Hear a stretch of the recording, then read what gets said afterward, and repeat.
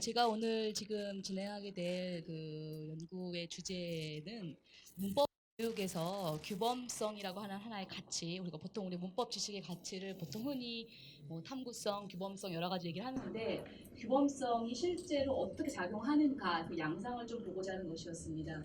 그래서 단순히 이제 교과서 자체에 대한 분석에 그치는 것이 아니라 그 교과서의 실행 과정이라고 한다면 뭐 개발일 수도 있고 실제 교수학습일 수도 있고 그런 양상을 조금 더 봐서 실질적으로 규범성이라는 가치가 어떤 식으로 녹아들고 있는 작용하고 있는 그 양상을 좀 보고자 하였습니다.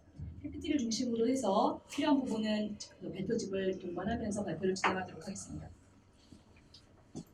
자, 일단 방금 말씀드린 것처럼 규범성과 탐구성이라고 하는 것 사실은 그림이 적절치 않습니다. 제가 이제 뭐 있는 그림을 가져다 오다 보니까 모르는 건 사실 규범성과 탐구성 서로 대를 이루는 개념은 아니고요. 문법 지식의 가치라고 하면 보통 규범성, 탐구성 흔히 얘기를 하는데 이것의 가치가 예를 들면 어떤 부분에서는 동등하게 추구가 되기도 하고 어떤 맥락에서는 약간 상반되는 추구가 되기도 하고 사실은 이제 그 규범성이라는 것을 어떻게 정의하냐에 따라서 뭐 개인적인 생각으로는 그 언어 규범이라고 하는 것은 사실은 종합 언어 과학이기 때문에 그 종합 언어 과학은 사실 문법 지식을 설명하고 이해될 수 있는 실체라는 점에서 탐구성과 별개의 문제라고 생각하지 않습니다.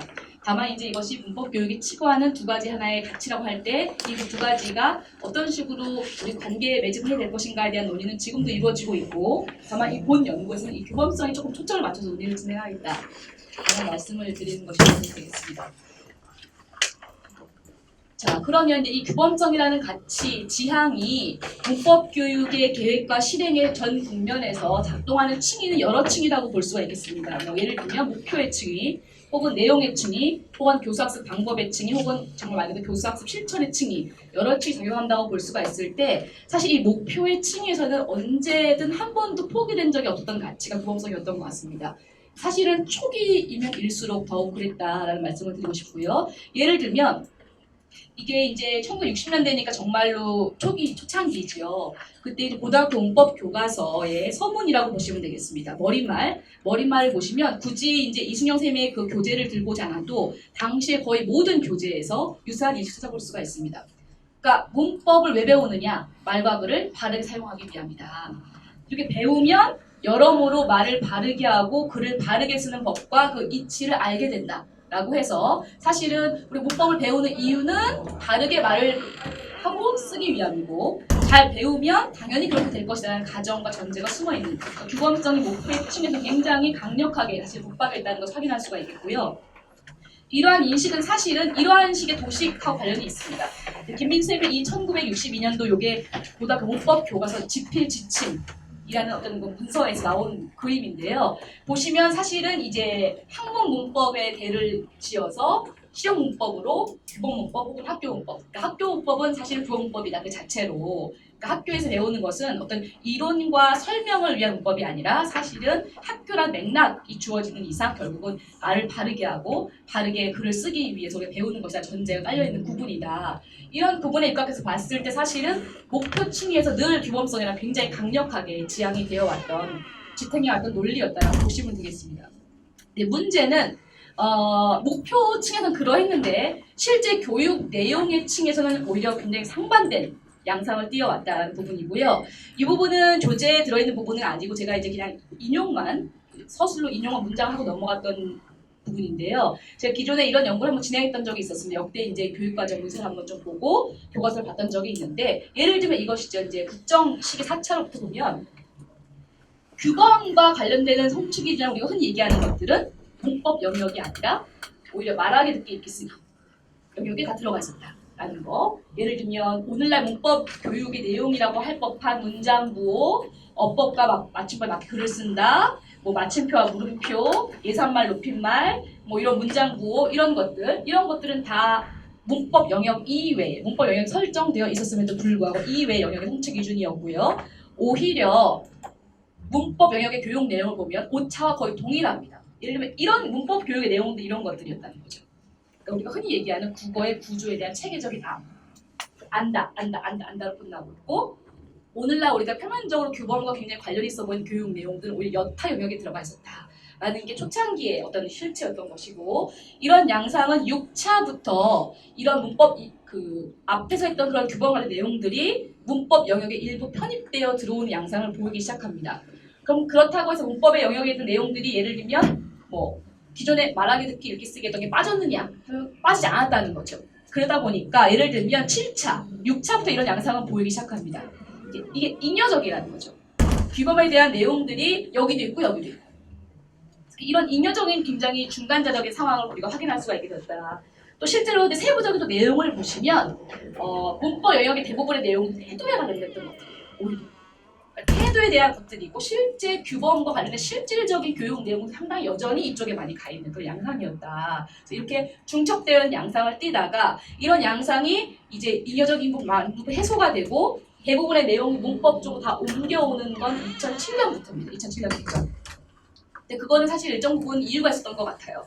2007년 개정의 기본적인 그 말하기, 듣기, 읽기, 쓰기 영역의 교육 그 내용 구조와의 기본적인 전제는 장르 중심 국어 교육이었기 때문에 장르를 중심으로 말하기, 듣기, 읽기, 쓰기의 내용을 설계하다 보면 이런 것들이 들어갈 자리가 없는 거죠. 그러면서 빠지면서 자, 그 다음에 이런 것들이 다 이제 자 2007부터 명확하게 규범을 타겟으로 삼는 교육 내용 성취 기준들이 문법 쪽에 들어가기 시작합니다. 예전엔 막연하게 문법에 맞게 쓴다 이런 것들이었다면 예를 들면 어문 규범의 기본 원리, 뭐 로마자 표기법, 맞춤법, 그 다음에 가장 최근 들어서는 심지어 단어를 정확하게 발음하고 표기한다 같은 굉장히 두루뭉술이한 어떤 그런 성취 기준이 중학교 수준에 사실은 들어오게 됐고요. 그 다음에 이런 식으로 그래서 규범하는 명확한 성취 기준들이 문법 쪽에 좀 두드러지게 들어오기 시작하고 그 다음 이제 좀 작습니다만 이제 이런 밑줄 친 부분들을 좀 보시면 예전에는 단순히 문장의 구조를 탐구한다, 뭐 이해한다, 끝났을 것들이 탐구하고 자신의 생각을 다양한 구조의 문장으로 표현한다 라든가 여기 보면 탐구하고 활용한다 라든가 지금 이제 보실 의문의 변동을 탐구하여 올바르게 발음하고 표기한다든가 성취기의 서술이 좀 달라집니다. 그래서 사실은 표면적으로는 단순히 이해하고 설명하는 그런 것들만 그러니까 표면적으로 어문 규범을 타겟으로 삼고 있는 성취 기준 외에도 국어의 구조에 대한 체계적인 이해를 굉장히 목적으로 한 성취 기준들도 뒤에다가 이런 식의 수로를 붙임으로 인해서 약간의 이런 것을 우리가 뭔가 좀 잘 표현하고 잘 이해하기 위해서 우리가 좀 배우기 위한 어떤 기본 지식이다라는 어떤 그런 것들을 채색을 하고 있는 양상을 확인할 수가 있었습니다. 자, 그렇게 전반적으로 봤을 때 최근 들어 어떤 그 규범에 대한 어떤 강조가 내용층에서 목표는 늘 강조가 되었던 거고 내용층에 사실 상당히 좀 부각이 되어 오고 있다는 경향성을 확인할 수가 있었고요. 상징적인 게 방금 전에 말씀드린 것처럼 요거 단어를 정확하게 발음하고 표기한다와 같은 성취 기준이 사실은 그동안 중등 수준에서 없었거든요. 명확한 규범을 이렇게 상정한 것이 아닌 이상 이렇게 굉장히 모호한 수준의 성취 기준이 중학교 수준에서 두드러지게 드러나는 적은 없었다는 부분이죠. 그래서 이런 부분들이 좀 명확하게 좀 강화가 되고 있는 부분을 확인할 수가 있었습니다. 자, 그래서 뭐 간단하게 정리하면 내용 층위에서의 규범성의 개입이라고 한다면 약간의 좀 흐름을 좀 보이는데 5차 이전에는 사실은 내용 층위는 없었다.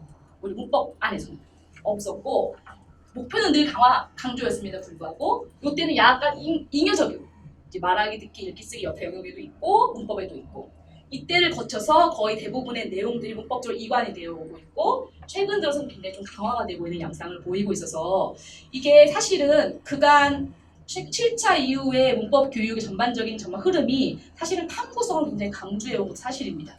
그런데 또 그렇다고 해서 규범성이 죽은 거냐 하면 또 그게 아닌 것 같은 느낌이 드는 거죠. 그래서 이렇게 강조가 된 거 정말 실체가 뭔가 한번 살펴볼 필요가 있겠다는 문제의식이 생겼습니다. 또 최근에 그래서 이게 이제 제가 주로 살펴본 성취 기준인데요. 고등학교 1학년입니다. 우리가 흔히 아는 논문의 변동 내용입니다. 성취 기준 자체도 사실은 별다른 건 없죠. 변동을 탐구하여 다만 올바르게 발음하고 표기하는 정도가 붙어 있을 뿐입니다. 그런데 특이한 거는 이 2015 개정 교육과정부터 성취 기준 해설이 선택적으로 붙어 있고 교사학습 방법의 유의사항이 달려 있는데 보시면 이렇게 되어 있어요.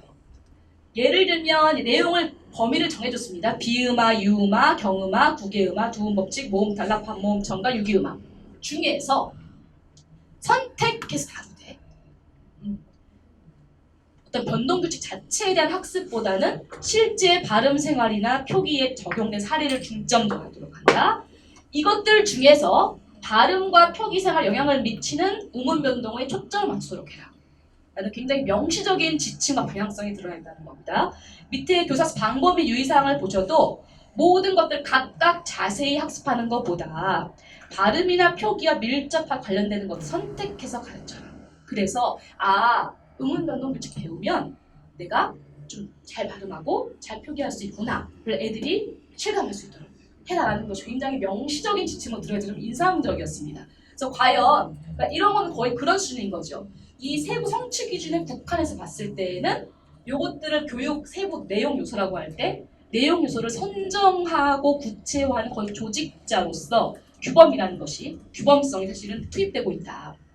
굉장히 적극적이고 굉장히 강한 양상이다라고 볼 수가 있었습니다. 그래서 이제 궁금했던 거죠. 정말로 그러면 교과서에서 그런 양상으로 작용을 하겠는가, 하고 있는가 하는 분이 궁금해서 실제로 들여다봤습니다. 자, 그래서 이제 이런 문제의식인 거죠. 실제로 이제 규범성은 표면상 보건대 교육과정 문제 상에서는 내용 선정과 구현 조직자, 굉장히 적극적이고 강한 역할을 하는 것으로 드러나 있는데 정말로 그러한가?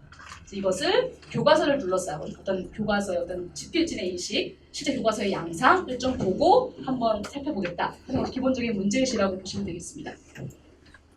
자, 실제로 그래서 교과서를 이제 12종의 교과서를 고등학교 교과서를 다 봤습니다. 봤는데 일단 가장 먼저 드리고 싶은 말씀은 아까 나와 있던 대로 이것들 중에 골라서 할 수 있대. 이제 표기와 발음에 영향을 미치지 골라라.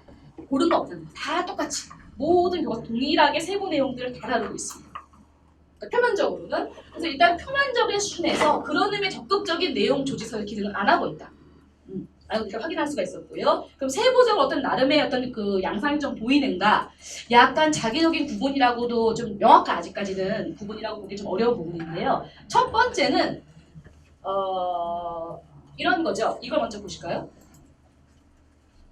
이게 단원의 길잡이거나 본문에 들어가기 전에 그 교과서의 맨 표지에 들어가 있는 한 줄짜리 문장이 전부입니다. 이런 식이에요. 이거 아는 거는 단어나 문장을 올바르게 발음하고 표기에 도움이 된다. 혹은 탐구하여 올바른 발음하고 표기해보자. 밀접한 관계가 있다. 이렇게 해놓고 그 다음은 기존과 동일하게 음운 변동 규칙별로 체계적으로 학습하고 끝. 이런 방식의 교과서가 사실 대다수였습니다. 그러니까 이제 이런 걸 앞에 놓으시면 이제 그 규범성이라는 것을 이렇게 배우면 당연히 도움되겠지. 암묵적인 전제로서 층위에서만 사실 작용을 하는 실질적으로 내용층에서 규범성이 작동한다고 보기는 어려운 그런 상황이라고 보시면 되겠습니다. 두 번째 유형은 이제 왜 배워야 하는지 이걸 배우면 왜 음운이나 발음이나 표기 도움이 되는지를 나름 논리를 대해서 좀 설명하려고 노력을 하고 일부 내용은 정말로 그러니까 봐봐. 이렇게 배우면 요거 네가 해결할 수 있지 이런 식의 내용과 좀 연결을 시키려고 하는 부분이 보이는 부분이죠. 근데 그게 체계적으로 뭔가 대응되는 방식이 아니라 좀 그 연결 가능성이 높은 것들은 높은 대로 보여주고 아닌 것들은 그냥 넘어가고 이런 식의 약간 불균형성이 보이는 그런 유형이고요. 사실 유형 2와 유형 3은 크게 대별되진 않습니다. 다만 유형 3에서는 어쨌든 왜 배워야 하는가와 어떤 그런 논리 입각해서 세부 내용을 좀 어쨌든 나름대로 배치해 보려고 노력해보는 약간 시도가 조금 보이는 그런 정도다라고 보시면 되겠습니다. 그래서 유형 1 같은 경우는 이런 식의 논리를 하고 활동은 그냥 기존 교과서 그대로 동일하게 탐구하는 식으로 가고 있는데 특이한 거는 뭐 이런 식의 이제 활동들이 거기에 포함이 되어 있는 거죠. 이제 올바른 발음이라는 거, 정확한 발음. 그래서 마치 이제 이것들을 배우면 내가 어떤 단어를 정확하게 발음하는 도움이 되는 것처럼 보일 수 있게끔 활동이 구성되어 있는데 실제 사례를 보시면 이 발음들, 이 대상 사례와 관련된 발음들은 사실은 대부분 풀썩은 음운 변동에 해당하는 것들이어서 이것들을 가지고 그것의 올바른 발음이 무엇인지 자체가 논의거리가 안 되는 맥락이 굉장히 많습니다. 그러니까 이때 사실은 올바른 정확한이라는 것은 일종의 수사에 불과한 것이고 실제로는 그냥 이 단어에서 일어나는 의문 현상을 탐구하는 것이죠. 언론이라는 발음에서는 유화가 일어난다. 라든가 확보, 된소리가 일어난다. 이런 식의 것들로 유지되고 있는 방식이어서 이게 그 결합이 굉장히 표면적이다라는 부분을 확인할 수 있었다는 거죠. 그래서 사실 이런 정확한 올바른 이런 것들 다 빼버리고 그냥 의문명도 자체를 탐구하거나 깊이 있게 연구하는 걸로 간다면 오히려 문제가 없었겠습니다만 이런 식의 접합 자체가 조금 더 오히려 좀 비균질적이다라는 걸 확인할 수가 있었고요. 유형 이와 같은 것들 아까와는 좀 달리 그를 상세하게 왜 우리가 의문 변동 규칙을 굳이 이 순간 배워야 되는가, 우리에게 어떤 의미가 있는가, 나름의 의미화를 하고 있는 부분들인 거죠. 그래서 의문은 환경에 따라 달라지고 그 결과 표기와 의문 발음이 달라지는 현상이 생기고, 자 그렇기 때문에 그러나 어떤 것들은 발음이 바뀌는 것이 표기에 반영되지 않는 경우도 있고, 그러니까 우리가 탐구하면 그런 현상을 이해할 수 있고, 이해하다 보면 조금 제대로 발음에 도움이 될 수도 있다. 이런 식으로 뭔가를 풀어내고는 있습니다만, 그리고 또 일부 활동들은 좀 고민이 되는 거, 실제로 표준 발음하는데 문제가 될 만한 사안들을 좀 제시를 해주고 있습니다. 예를 들면 이런 반모음 첨가 같은 경우가 사실 어떤 것들은 표준 발음으로 인정되고 어떤 것들은 아닌 경우가 있기 때문에 그런 것들에 대한 고민, 우리 흔히 이제 오기하는 잠궈 같은 경우 사실은 이제 기본형에 대한 오류 인지에서 비롯된 것입니다만, 이제 잠그다, 잠가, 모음 탈락이 일어나는 케이스를 설명한다든가, 이런 그 조음이 치동화 같은 경우 사실은 제시된 교육과정에 제시된 교육 내용 범위에서 넘어서는 겁니다만 사실은 실제 이렇게 발음이 이루어지고 있으나 이거는 이러해서 사실은 표준 발음은 아니다. 그러니까 충분히 일어날 수 있는 발음이고 그걸 조음 위치동화 설명할 수 있으나 표준 발음은 아니다라든가. 그다음에 이런 것도 마찬가지고요. 그다음에 여기도 마찬가지죠, 그렇죠? 요것들은 의미가 있는 사례라고 판단이 됩니다. 경음화가 이루어지는 맥락이나 이거는 필수적인 경음화가 아니고 표준 발음은 아니다라든가. 니은 첨가 같은 경우 많은 부분 헷갈리는 부분이긴 합니다만, 또 반모음 첨가만 교육 내용에 들어있고 빠져있기 때문에 사실 조금 문제가 될 수 있는 부분이기도 합니다. 또 거센 소리가 될 환경에서 사실은 히읗을 탈락시켜버리면서 그냥 발음이 달리하는 경우, 이건 표준말로 인정되지 않는다. 이런 것들을 다룸으로 인해서 뭔가 고등학교 수준에서 애들이 의문 연동을 배우면서 실제로 좀 헷갈릴 법한 것들을 연동시키려는 흔적은 분명히 보이기 때문에 의미가 있다. 다만 그것이 굉장히 불균형적이라는 거죠. 예를 들면 비음화 할 얘기가 없습니다. 그러니까 넘어가는 거예요. 다만 유음화 가서는 일단 아까 우리 선생님께서도 말씀하셨지만 이제 헷갈리는 사례. 니은 리을이 연수대가 되면서 이게 비음화가 돼야 되는지 유음화가 돼야 되는지 왔다 갔다 하는 사례들을 몇 가지 갖고 간다든가, 거센 소리 대기 넘어가고요.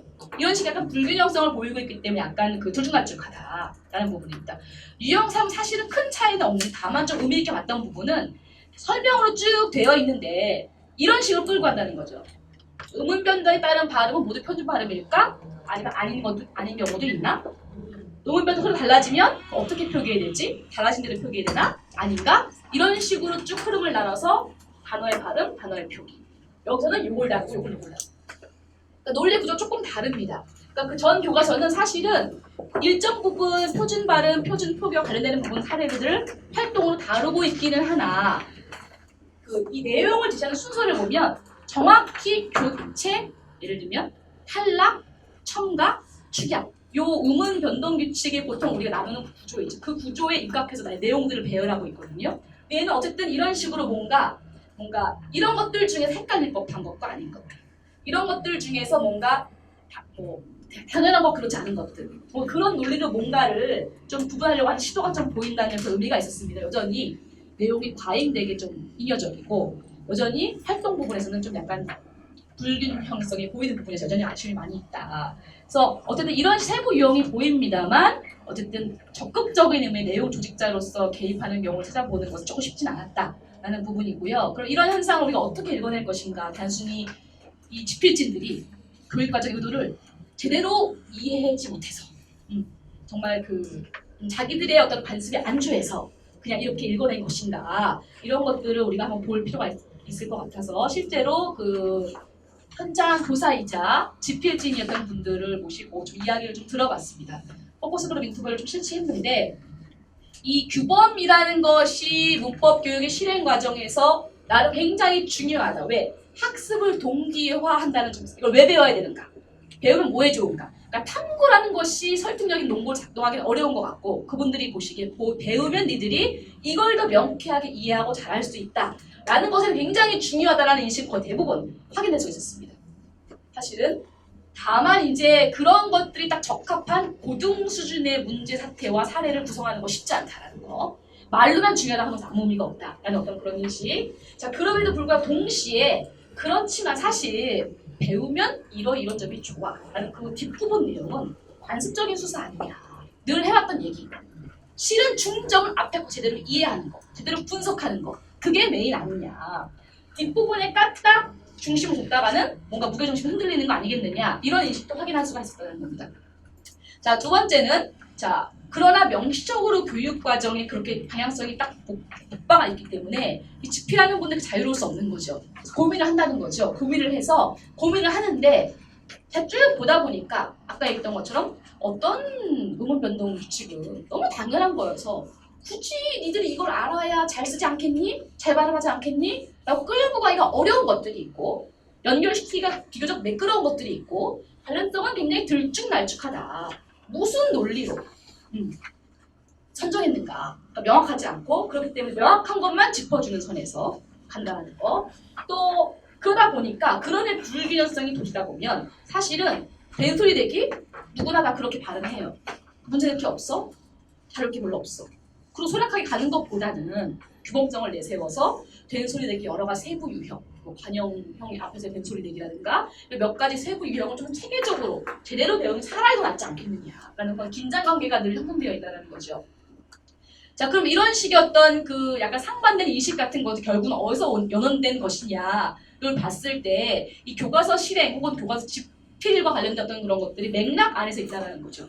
자, 그래서 이제 단순히 그분들이 자기의 의사결정에 따라 자기 교육과에 따라서 결정하는 것이 아니라 교육과정 문서를 읽고 그 문서의 의도를 해석하고 그것을 이제 교재화하는 과정에서 어떤 교과서 제도라는 검정 체제 안에 놓여 있고 교육과정 문서를 해석하는 해석자, 실행자 입장에 놓여 있고 그러다 보니까 그 안에 맥락에서 의사결정이 이루어지는 부분이어서 예를 들면 거기서 이제 선택적으로 골라서 해라 라고 하지만 정말 골라서 된다는 얘기인지를 알 수가 없다는 거죠.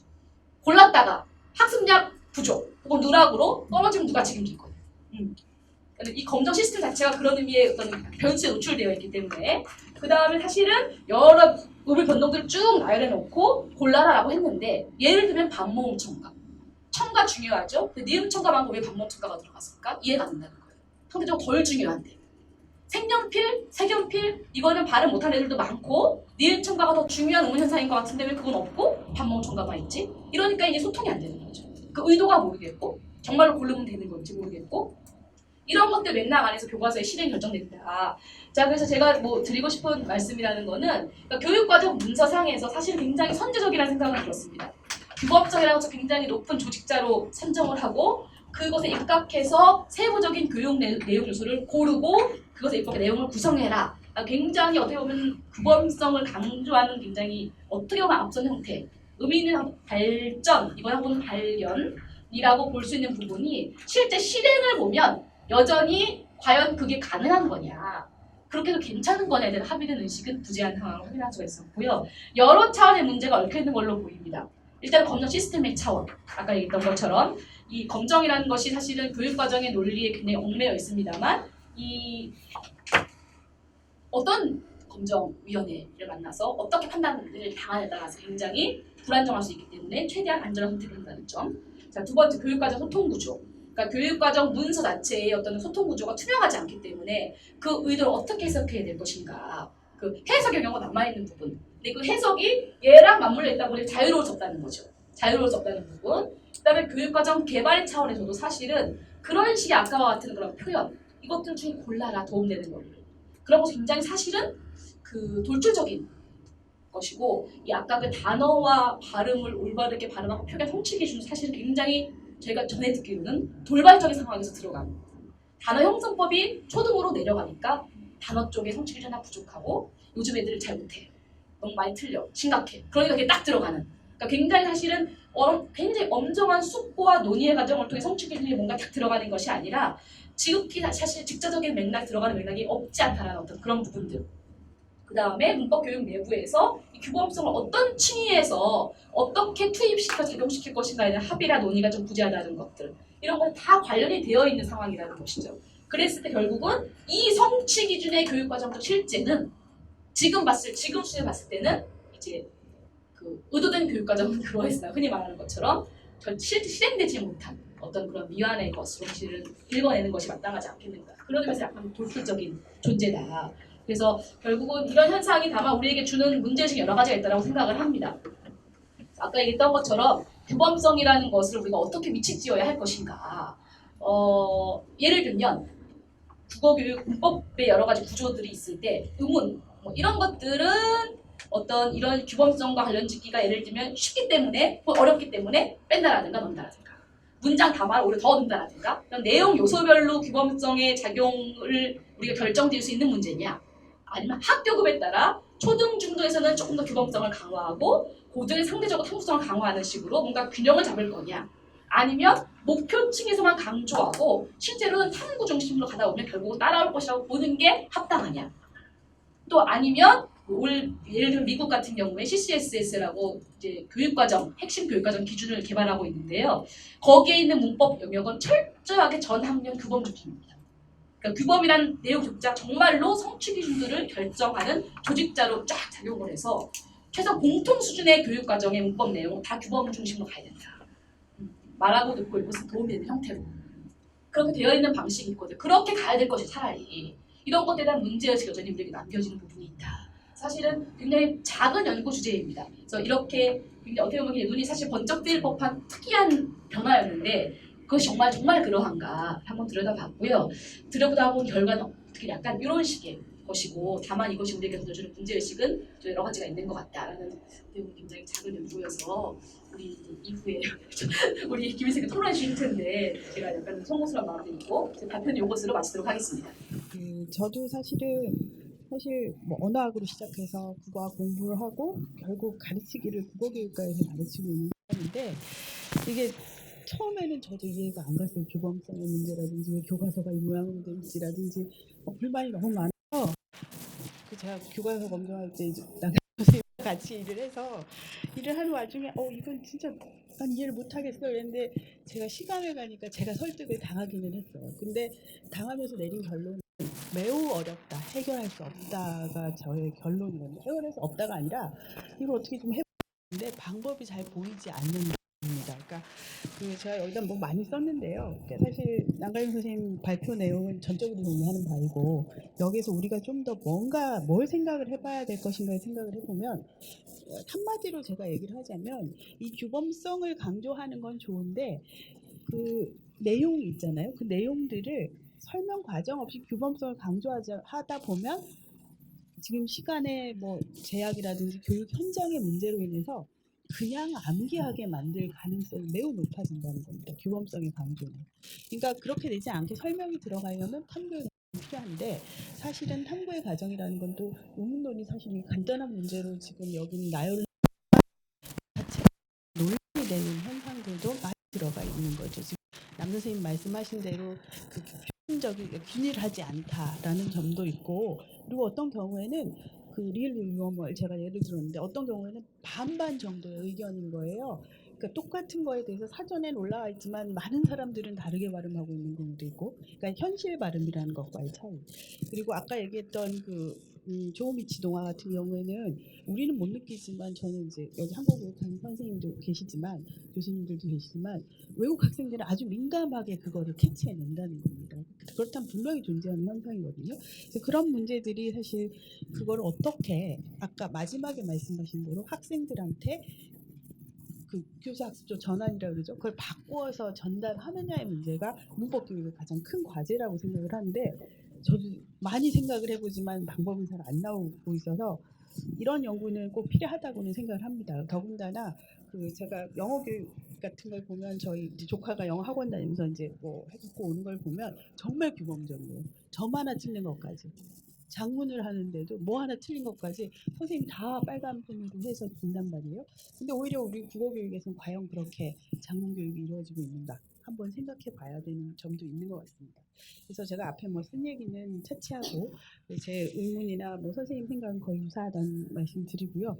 질문은 몇 가지 얘기를 해보면 첫째 이제 이게 의문 변동은 아까 얘기했듯이 선생님도 말씀하셨어요. 그러니까 대부분 답변을 하신 것 같긴 한데 표준 발음법, 한글 맞춤법이 거의 형태로는 의문론에 집중되어 있습니다. 사실은 저도 규범론 강의를 하다 보면 학생들한테 이 부분하고 연결 지어야 되는 부분이다. 근데 사실 문법이라는 건 더 많은 부분을 얘기를 하거든요. 문장을 쓰는 방, 그러니까 문장 문법, 뭐 소위 통사론이라는 분야, 의미론, 뭐 허용론까지 가는 분야는 어떻게 이 규범 해야 될지 사실은 좀 애매한 문제가 될 것도 같습니다. 그리고 또 하나는 요약해서 말씀드릴게요.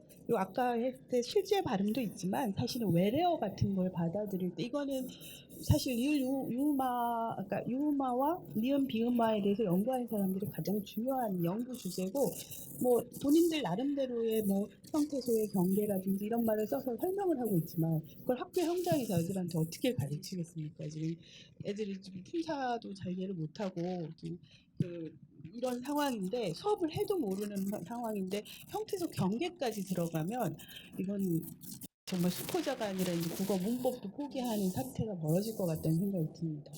그리고 또 하나는 이제 마지막 거는 이 규범성 제가 써놨는데 제가 얘기할 때 제가 말씀드린 내용이 사실은 여기 있는 건데요. 이걸 어떻게 전환하는 방법에 대한 혹시 선생님 생각? 저는 고민 중인데 아직 방법을 못 찾았으니까 여쭤보고 싶다는 걸로 제가 토론을 마무리하겠습니다. 예. 아직 정말 미완의 이 성취기준만 미완인 것처럼 논문도 미완인데 이런 미완의 어떤 굉장히 허술한 논문을 가지고 또 이렇게 말씀해 주셔서 감사드리고요. 죄송하기도 하고 일단은 이게 의문론 관련된 첫 번째 좀 간단하게 답변하도록 하겠습니다. 일단 통사론과 관련된 부분들은 제가 성취기준은 사실 고등학교 이 성취기준 말고 우리가 흔히 아는 문법 요소에 대해서 탐구하고 실제로 상황에 맞게 사용할 수 있다. 그래서 피동, 인용, 시간, 높임 이것에 대해 다루는 부분도 사실은 뒤에 수어가 잘 적절히 활용할 수 있다가 붙으면서 굉장히 유사한 형태의 성취기준 해설이 붙어 있습니다. 그래서 실제로 어떤 언어 생활에 도움이 되는 것들에 주목해서 그러니까 시간표 자체 탐구하지 말고 라든가 그렇게 해서 가라고 내용이 되어 있어서 실제 그 교과서를 쭉 보면 여기서 말하는 이제 그건 규범성이란 말로 아우르기에는 조금 상황이 다를 수도 있을 텐데요. 규범성은 넓게 우리 만약에 확장해서 만약에 기능이다. 어떤 우리가 단순히 문법 내적인 논리에 대해 탐구하는 것이 아니라 그런 문법 요소가 담당하는 어떤 언어 생활에서 기능에 주목한다라고 하면 규범성과 기능성이 상통하는 부분이 있을 텐데 그런 부분이 상당 부분 개입이 되어 있는 부분이기도 한 것 같아요. 특정 문법 요소 같은 경우는 시간 표현을 의도에 따라서 어떻게 변형해 사용하는지, 피동은 그게 만약 활성화가 되어 있는 것이고 이제 가장 부족한 게 인용이 갑작스럽게 들어가서 이것들 어떻게 그런 맥락에 맞게 우리가 고쳐 써야 될 것인가 논의들이 들어있는데 사실은 의문론과 형태론 부분이 가장 두드러진 건 사실이고요. 이 통사론 부분에서도 그런 논의가 사실은 있어 왔는데 그거 역시 굉장히 불균형적이다. 그러니까 피동 이런 것처럼 누가 봐도 그것을 잘 아는 것이 언어 생활을 굉장히 기능적으로 효과적으로 한 도움이 되는 것들 이런 것들은 굉장히 기능 부담량이 높은 것들 위주로만 되어 있고 그것이 아닌 것들은 그냥 말 그대로 기존의 방식으로 이런 식의 불균형성이 여전히 있어서 일관된 확실히 규범성이나 잣대는 여전히 부재하다라고 보는 것이 타당하다라는 생각이 들고요. 현재 수준에서 아까 두 번째 같은 경우는 이제 아까 선생님 말씀하셨던 것처럼 이제 우리 한국어 의문고처럼 니은과 리을의 연쇄가 불가능하기 때문에 유음화를 시키든 비음화를 시키든 두 가지로의 방향성, 회피가 둘 다 가능하다고 봤을 때 저는 이런 현상을 뭔가 언어적으로 설명하는 것 자체가 학생들에게 주는 학습량의 부담은 굉장히 크다고 생각을 합니다. 다만 그러한 현상이 이루어지고 있는데 왜 이런 현상이 이루어지고 있고 이러한 현상은 단순히 우리가 외워야 되는 것이 아니라 설명될 수 있는 거다. 그러니까 이런 식의 비음화, 유음화라는 것도 설명될 수 있는 거다라는 어떤 그런 접근만 주어도 애들이 굉장히 눈 한꺼풀이 거치는 체험을 하는 것 같아요. 단순히 모든 것이 외워야 되는 것이 아니라 저는 그것이 이제 규범이 갖고 있는 종합 언어 과학의 속성이라고 생각을 합니다. 그래서 규범이 단순히 그래야 돼. 약속이야 라고 해서 뭔가 외우는 것이 아니라 언어 지식으로 설명될 수 있는 것들이 상당 부분 많고 설명되면 내가 외우지 않고 내가 뭔가 수용하고 이해할 수 있는 것이다. 그래서 의문론이냐 의문론이냐 원룸이냐 원룸이냐 사실 이것도 굉장히 큰 이슈인데 우리가 이제 외래어 같은 경우는 표준 발음을 규정하고 있지 않기 때문에 사실은 어떤 규범적으로 설명할 수는 없으나 그런 현상이 일어나는 이유 그리고 그것이 비등비등한 이유 그런 것이 이렇게 비음화 유음화 니들이 배운 개념 설명될 수 있다. 사실 둘 다 가능한 발음이다. 그것을 표준 발음이냐 어느 쪽에서 결정하는 것을 말해서 결정의 문제에 사실 그거에 대한 타당한 논리는 사실은 아직까지는 부족하다. 이런 설명력 있는 것 접근이 자체가 의미가 있지 않겠느냐. 그 자체가 굉장히 흥미로운 언어 현상이 될 수 있다라는 생각을 개인적으로 갖고 있고요. 세 번째 같은 거 저도 지금 답을 갖고 있지는 않은데 최근에 이제 CCS에서 교육과정을 보면서 사실 저는 탐구 자체, 문법 탐구가 제 기본적인 연구 화두였기 때문에 규범성은 사실 저는 제 주변부에 있었던 화두이긴 합니다. 그런데 그 규범성이라는 것이 아까 얘기했던 그런 종합과학으로서 면모가서 분명히 존재하고 확실히 학교급에 따라 어쩌면 모종의 구분은 있어야 되지 않을까 생각을 최근에 하고 있는 것 같아요. 그래서 이 최소한 공통 수준까지의 어떤 교육 과정에서는 그러니까 그런 것들을 좀 강화를 하고 이 선택이나 심화 교과에서 그런 것들을 좀 탐구적인 전환을 시키는 것. 그러니까 지금은 너무나 균질되게 반복적인 학교급이 올라가도 계속 동일한 내용을 반복하는 수준에서 지금 거치고 있기 때문에 그런 의미의 약간의 계열화 가 필요하고 계열화의 한 장치로 규범성과 탐구성을 약간 교차로 직조시키는 방식이 좀 의미가 있지 않을까 이런 정도로만 생각하고 있는 부분이어서 그 부분에 대해서는 화두를 삼고 차후의 논문을 좀 발전시키는데 굉장히 고민하도록 하겠습니다.